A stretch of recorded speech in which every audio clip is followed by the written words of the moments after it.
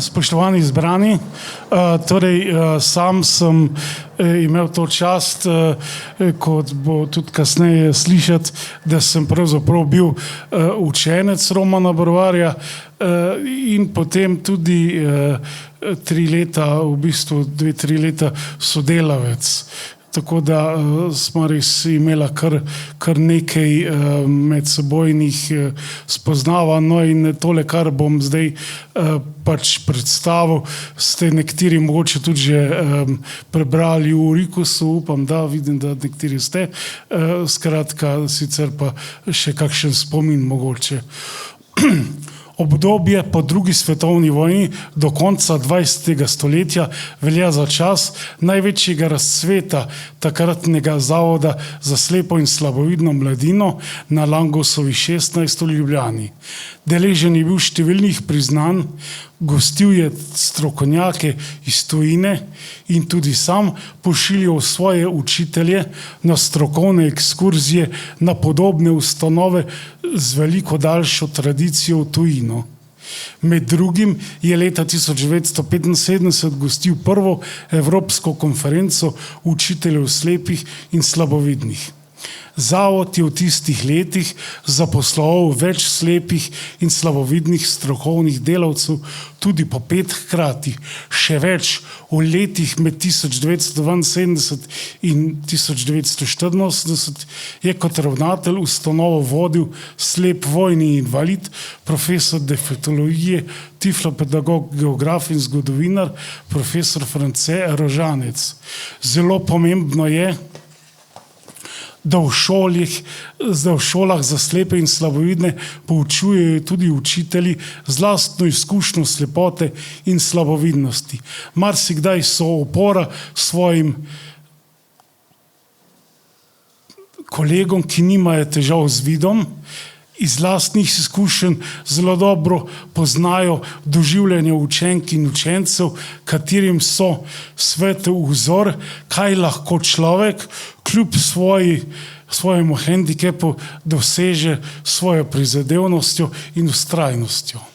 Eden takih, ki je zapustil velik pečat pri vseh, ki smo ga poznali, je bil Roman Brvar. V Zavodu za slepo in slabovidno mladino se je zaposlil 16. oktobra 1978 in mu ostal zvest do svoje upokojitve. Poučeval je zgodovino, zemljepis in spoznavanje družbe. Sam sem imel ta privilegij, da sem bil v 80. letih prejšnjega stoletja njegov učenec, na začetku tega stoletja pa sodelavec. Če bi želel opisati odnos ponazoriti s črto, le ta nikakor ne bi bila ravna, kljub vsemu pa lahko rečem, da čutim do Romana Brvarja in do njegovega dela veliko spoštovanje. Sam ločim zaposlene na tiste, ki hodijo v službo in na tiste, ki hodijo na delo. Roman je zagotovo sodil med slednje. Pouk pri učitelju Romanu se je močno razlikoval od mnogih drugih. Nekoč mi je dejal, veš, na koncu ure sem pogosto kar moker, tako se trudim, da bi učencem približal snov iz zgodovine in zemljepisa. In res, sleherno uro je iskal načine, kako nam, učencem, vsak je imel svojo okvaro vida, približati učno snov. Čim bolj za Romana so bile tudi sicer značilne temeljite priprave raznih ekskurzij, ki so se nam učencem globoko vtisnile v spomin. Res smo bili pogosto nejevoljni, saj je tak način dela od nas terjal precej več aktivnega sodelovanja, a rezultat ni izostal. Tako je bilo tudi neko sredino popoldne, ko smo učenci 6. razreda ob robu gozda ob reki Savi iskali kaj užitnega za okusen obrok, pa je bil uspeh skoraj ničen. Podobno tudi, ko smo skušali najti material, da bi po vzoru na prazgodovinskega prednika zanetili ogenj. Kasneje smo srečali ribiča in skupaj ugotovili, da je človek že tako globoko posegel v naravo, da je danes preživetje v njej precej težje. Moj naslednji spomin na Romana pa je povezan s snovjo zaključnega razreda. Znano je, da je Roman Brvar z učenci ob pouku pripravil uprizoritev precej zgodovinskih besedil. Pri teh uprizoritvah je opravil vloge scenarista, režiserja, kostumografa in še kaj. Dragoceno bi bilo najti scenarije teh uprizoritev, sem pa prepričan, da bi morale obstajati tudi kakšne fotografije in celo videoposnetki teh. Uprizoritve so bile povezane z zgodovinskimi tematikami, pogosto vezane na kakšne obletnice.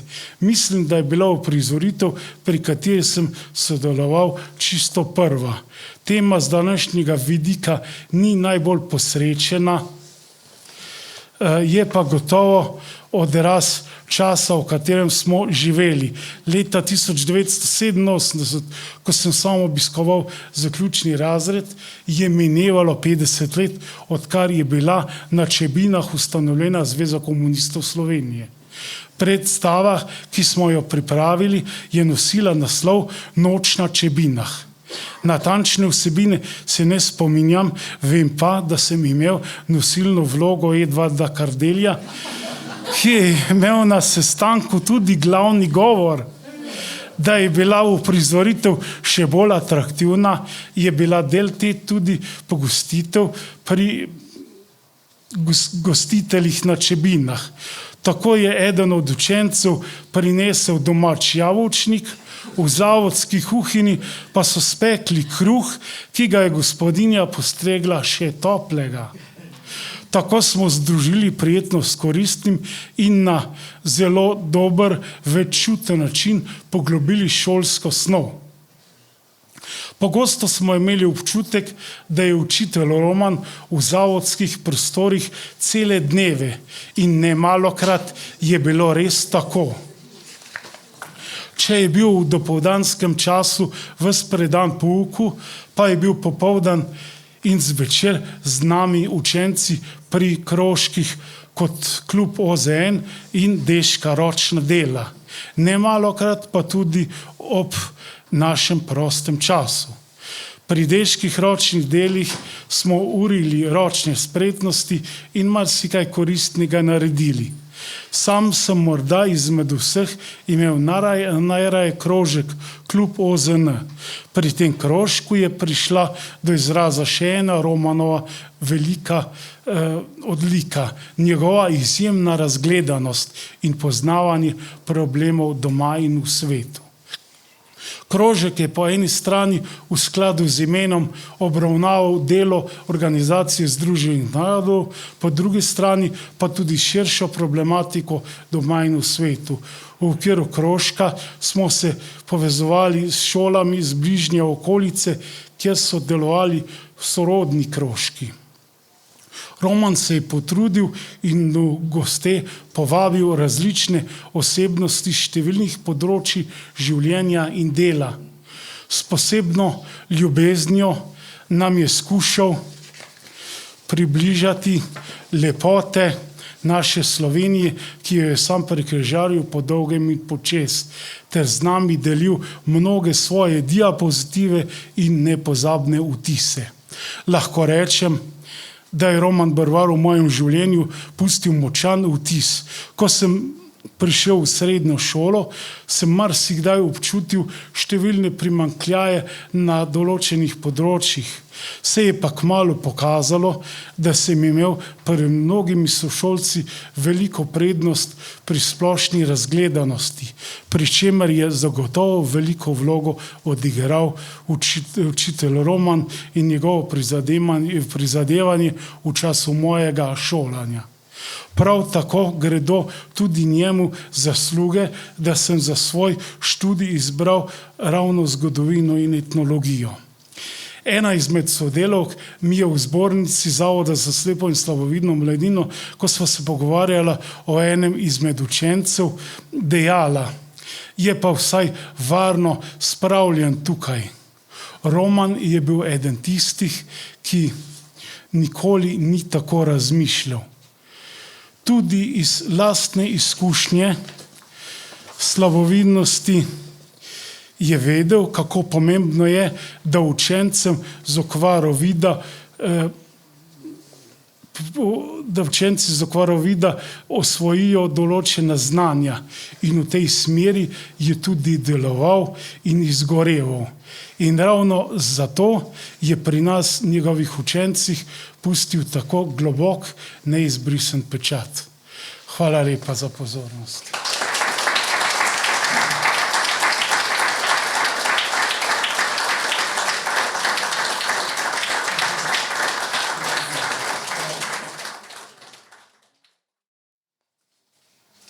Lep dober dan vsem.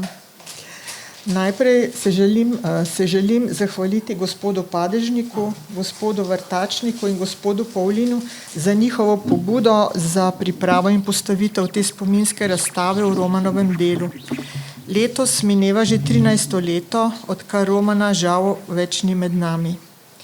Roman je svojo bogato poklicno pot posvetil delu s slepimi in slabovidnimi otroci. Kot učitelj zgodovine in geografije v Zavodu za slepo in slabovidno mladino v Ljubljani si je vedno prizadeval za čim bolj nazoren in zanimiv pouk. Zato je izdeloval učne pripomočke, modele, makete, tipne slike, interaktivne table in igrače, s pomočjo katerih so si učenci lažje ustvarili lastne predstave o prostoru in zunanjem svetu. Učne ure je rad popestril z vključevanjem legend, pravljic, ugank, kvizov, intervjujev, skečev, celo dramatizacij, v katerih so igrali učenci, kot smo že slišali ravnokar.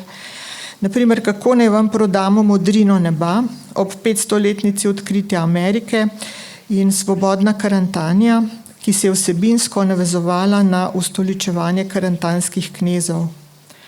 Posebni projekti so bile tudi šolske ekskurzije po Sloveniji, na katerih so učenci spoznavali vso kompleksnost pokrajine in življenja v njem.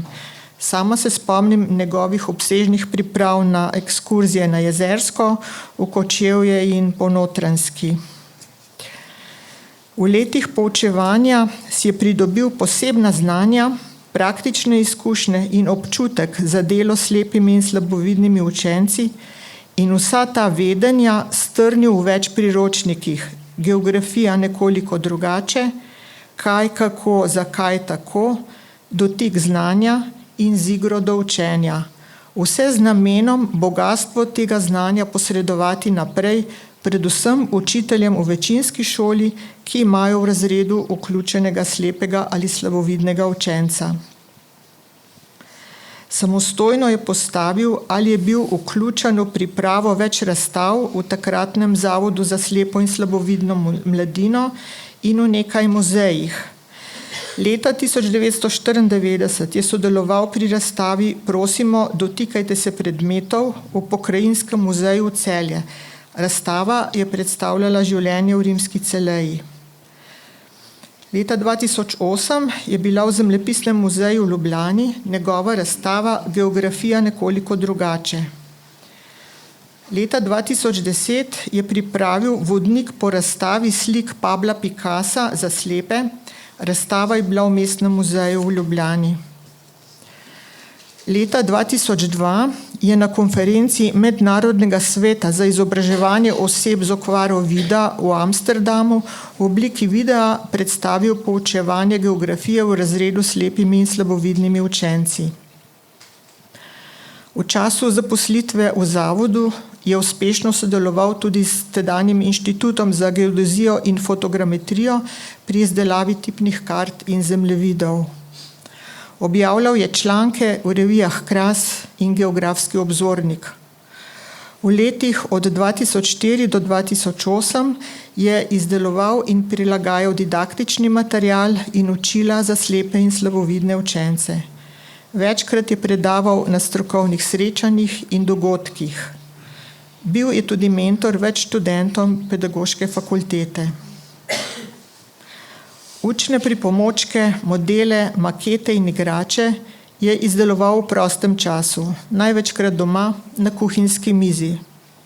Uporabljal je vsakovrsten material, pretežno les, karton, plastiko, kovino, usnje, embalažo, razne sponke, cevi, vse mu je prišlo prav. Stalno je rezlal, sestavljal, lepil, barval, vedno je bil poln novih zamisli. Njegova inovativnost je bila brezmejna. Predmeti, ki jih boste videli na razstavi, so del njegove zapuščine, ki jo hranimo doma, velik del pa je po njegovi upokojitvi ostal v zavodu. Roman je bil tudi sam slaboviden in se je šolal v Zavodu za slepo in slabovidno mladino. Verjetno je prav skozi lastno izkušnjo še bolj čutil in razumel potrebe in stiske slepih in slabovidnih otrok in bil zato še toliko bolj zavzet pri svojem delu.